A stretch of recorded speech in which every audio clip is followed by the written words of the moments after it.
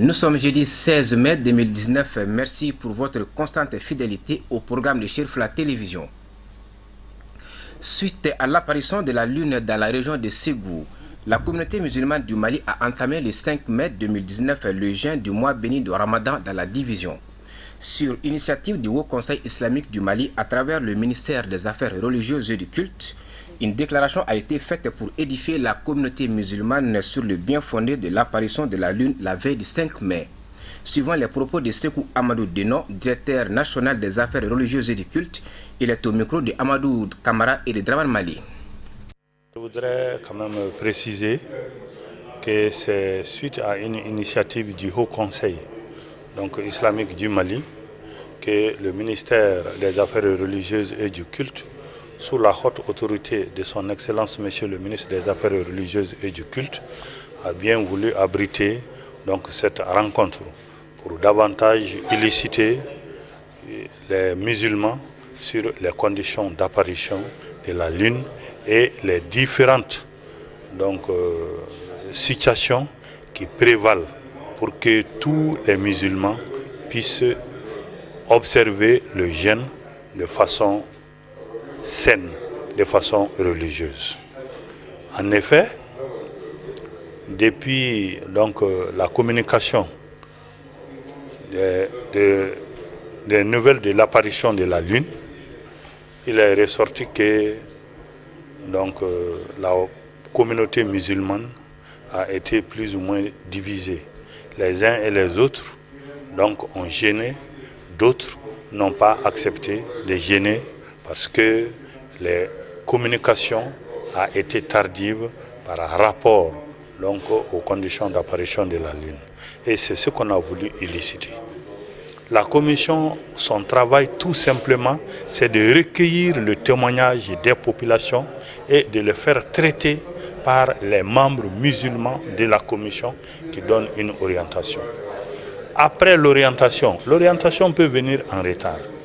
Maintenant, c'est cette orientation qui a pris du retard et qui a fait que le Haut Conseil islamique du Mali a jugé nécessaire d'illiciter davantage les musulmans pour que chacun puisse comprendre dans quelle situation je me trouve et comment je dois me conduire au moment du jeûne.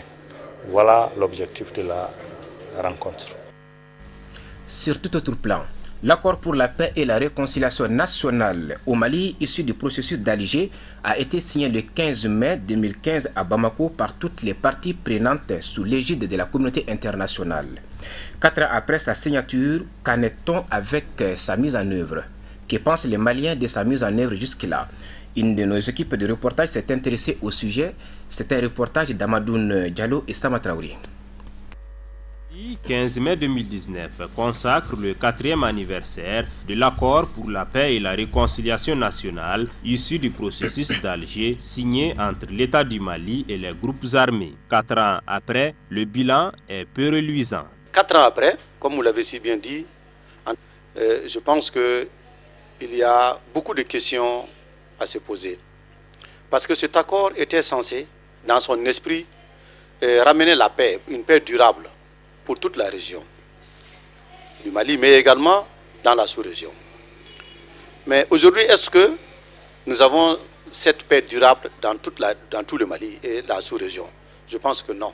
Je crois que globalement, on voit quand même des difficultés dans l'application de cet accord. Ce qui est essentiel et ce qui compte, c'est l'esprit de l'accord.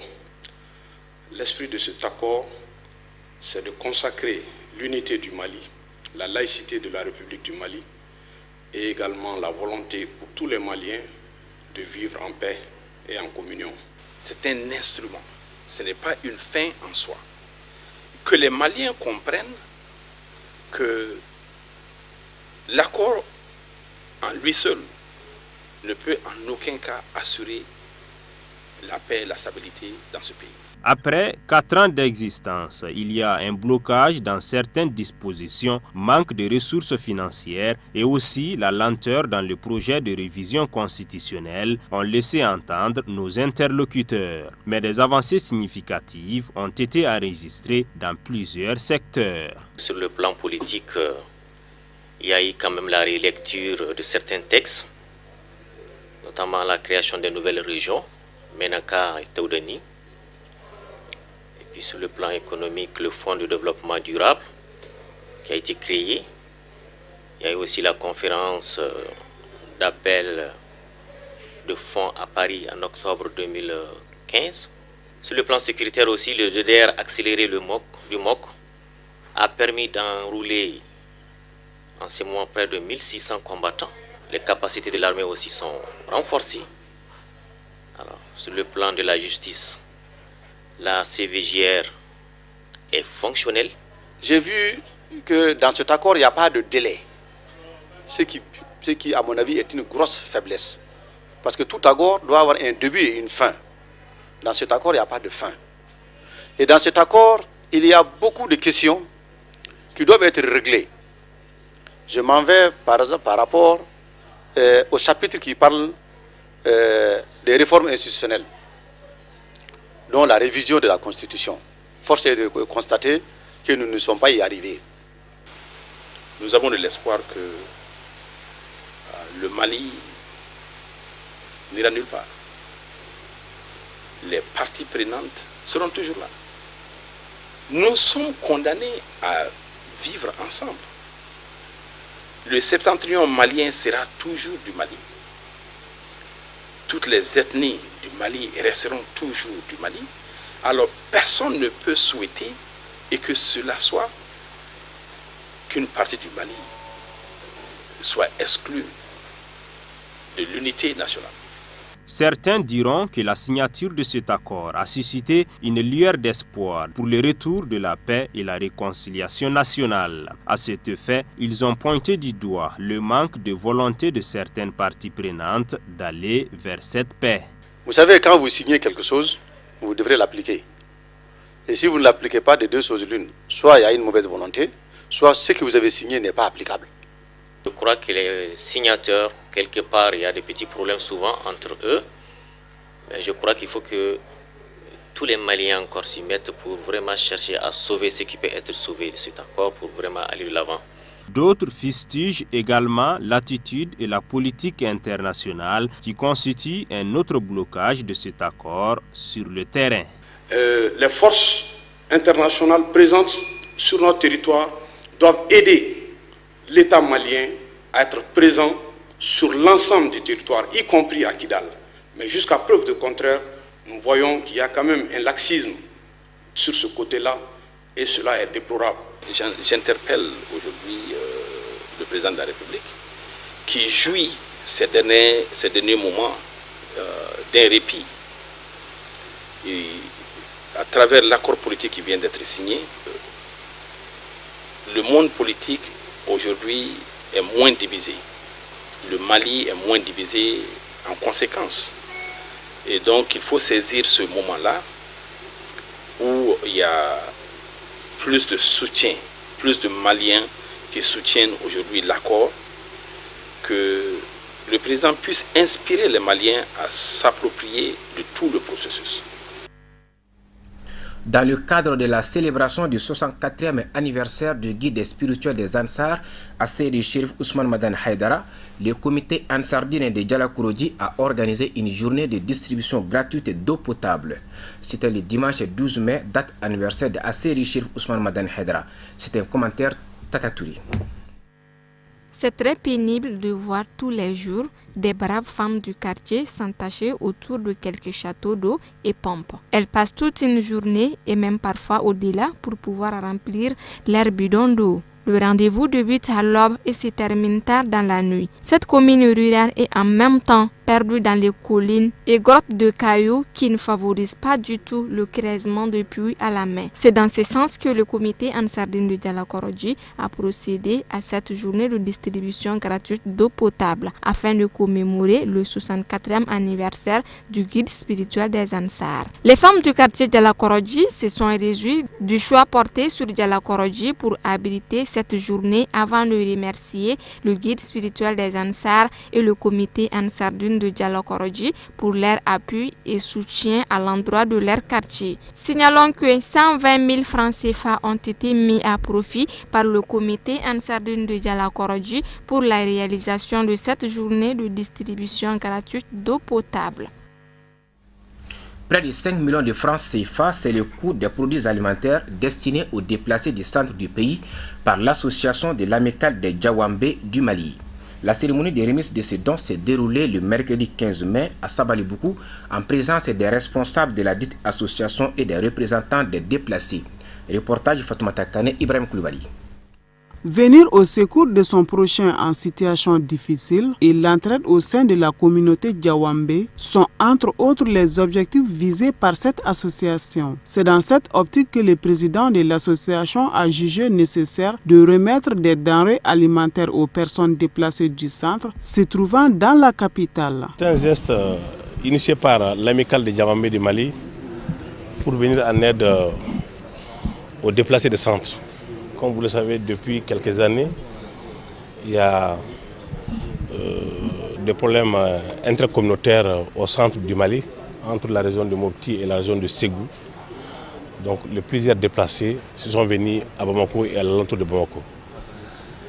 Depuis quelques temps, l'amicale des Djawambé du Mali a jugé nécessaire de venir en aide à ces déplacés qui sont au centre, qui sont autour de Bamako ici, pour une modeste contribution de 4,5 millions qu'on a mis dans le vivre ici pour remettre aux représentants de Tabital Poulakou qui se trouvent à Bamako ici pour venir en aide aux différents déplacés qui sont aux différents sites. Ces gestes solidaires destinés à deux associations, Tabital Poulakou et Dina Dogon, est salutaire selon les représentants des bénéficiaires.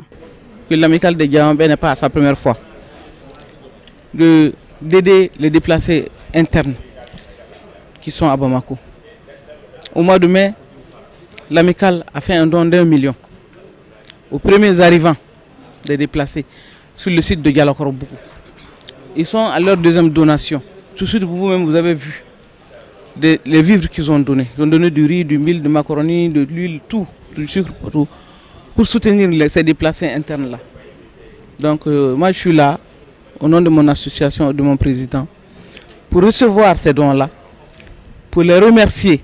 Le bonheur de voir que nos parents Djawambé s'intéressent à nous, s'intéressent aux problèmes du pays, s'intéressent à ce qui arrive à certaines ethnies de notre République. Et leur implication, je l'espère, fera en sorte que les tensions vont baisser. Ils sont impliqués aussi en donnant de la nourriture aux déplacés qui sont là. Ils ne sont pas sûrs de pouvoir retourner chez eux pour cultiver, mais ils sont sûrs quand même d'avoir obtenu du grain, même si ce grain ne va pas leur permettre de passer toute la période de soudure. Notre appel aux plus hautes autorités de notre pays, c'est de penser à ces déplacés qui sont à Bamako ici, à Mopti, à Ségou, bref, un peu partout. D'abord, les aider à avoir un toit. On est à 2 mois de l'hivernage, c'est notre 3 mois maxi, pour que les gens puissent être dans de meilleures conditions, pour échapper à certaines maladies, certaines causes qui peuvent être vraiment fatales. Et puis les soutenir, je sais qu'ils le font, mais de faire encore plus pour les permettre au moins de pouvoir vivre. Non seulement les autorités, mais les restes de la population. S'il y a des difficultés, on devait avoir une solidarité. Ce don est composé de 7 tonnes du riz, 3 tonnes du mil, 3 tonnes du sucre et 100 cartons de pâtes. Notons que l'association de l'amicale des Djawambé du Mali a été créée en 1956. Une forte pluie s'est abattue sur Bamako, la capitale malienne, dans la nuit du mercredi 15 au jeudi 16 mai, causant des dégâts matériels très importants. Plusieurs personnes interrogées par notre équipe de reportage imputent cette responsabilité des dégâts aux autorités communales. Voyons tout cela avec Sadio Sidibé et Seydou Niari. Il était 3h45 quand les premières pluies commencèrent à tomber sur la capitale selon certains habitants. Pendant 3 heures d'affilée, l'eau a endommagé surtout ce qui se trouvait sur son chemin. Des habitations détruites et des matériels emportés par les eaux.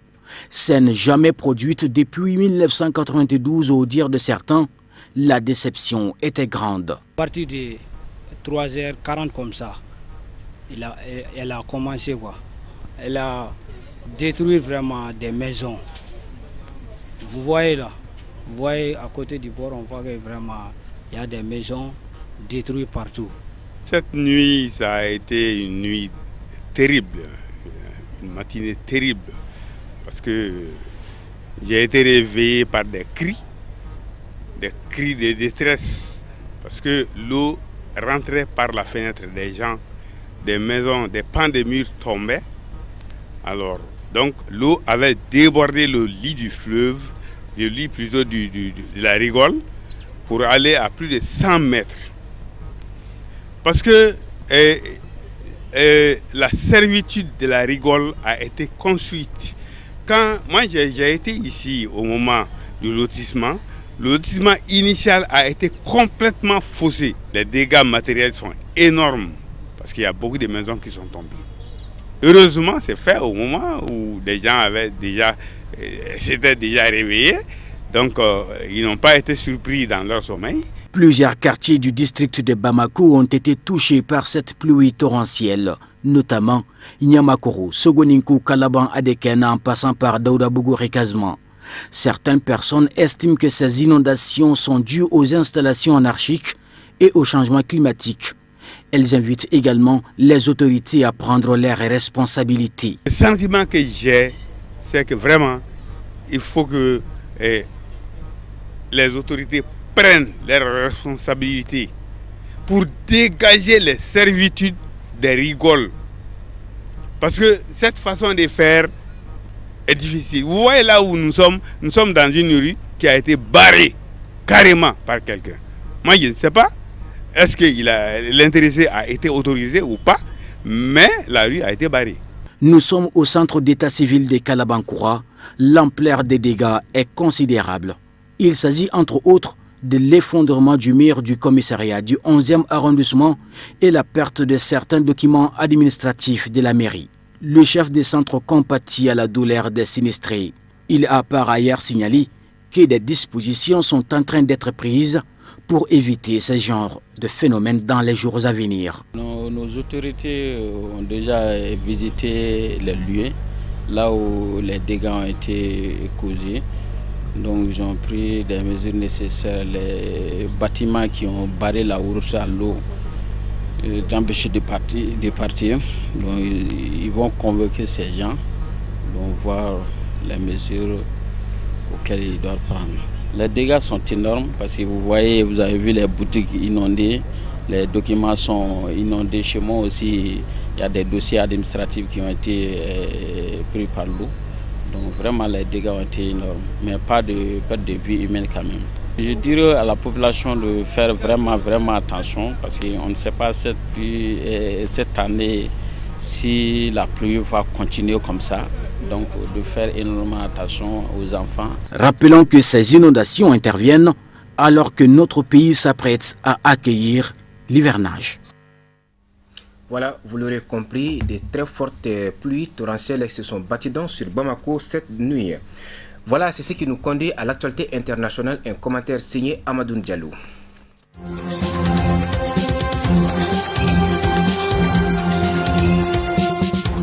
Les chefs du mouvement de contestation au Soudan ont qualifié jeudi de regrettable la décision des militaires de suspendre pendant 72 heures les négociations sur une transition politique et affirmé leur intention de maintenir le sitting de Khartoum. Les deux parties devaient plancher mercredi soir sur la composition d'un conseil souverain, organe clé de la transition vers un pouvoir civil. Mais le conseil militaire au pouvoir a décidé d'une pause, estimant estimant qu'elle était nécessaire pour mettre fin à la dégradation de la situation sécuritaire dans la capitale, où les manifestants ont multiplié les barrages routiers. Dans un discours diffusé à la télévision, le chef du conseil militaire Abdel Fattah al-Burhan a demandé le démantèlement de ces barrages, l'ouverture de ponts et d'une ligne de chemin de fer, ainsi que la fin des provocations à l'égard des forces de l'ordre.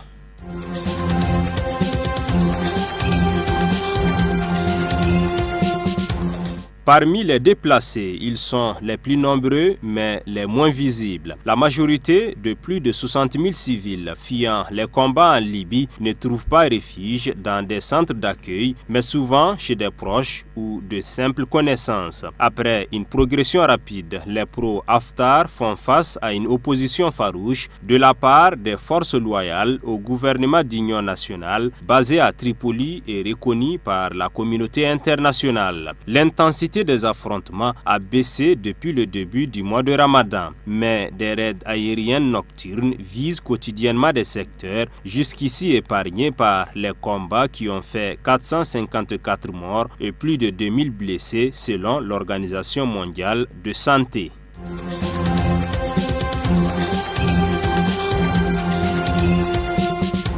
La justice burundaise a ordonné la saisie des biens, notamment immobiliers, d'une trentaine d'opposants en exil et de 9 militaires condamnés à la perpétuité pour leur participation au coup d'État de 2015, selon une déclaration consultée jeudi par l'AFP. Il s'agit de leaders de partis d'opposition et de figures de la société civile qui ont mené la contestation contre la réélection en 2015 pour un troisième mandat du président Pierre Nkurunziza, ainsi que de journalistes de médias burundais indépendants vivant aussi en exil. Ces 32 personnes sont accusées de complicité dans la tentative de coup d'État des 13 et 14 mai 2015, au plus fort de la contestation. Nkurunziza finalement est réélu en juillet de la même année et font l'objet de mandats d'arrêt internationaux.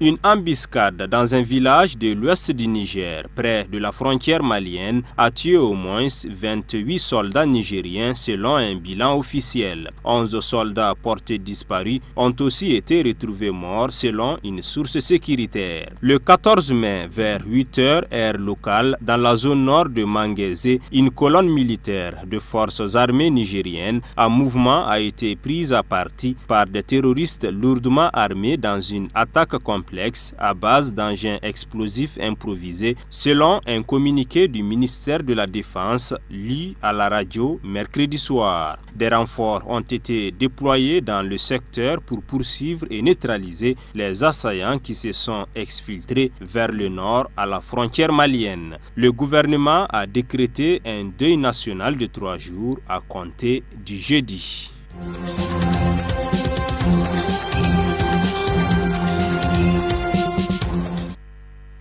Voilà, c'est ce qui met fin à cette édition que nous vous remercions d'avoir suivi. Bonne suite des programmes sur Chérif la télévision. Bonsoir.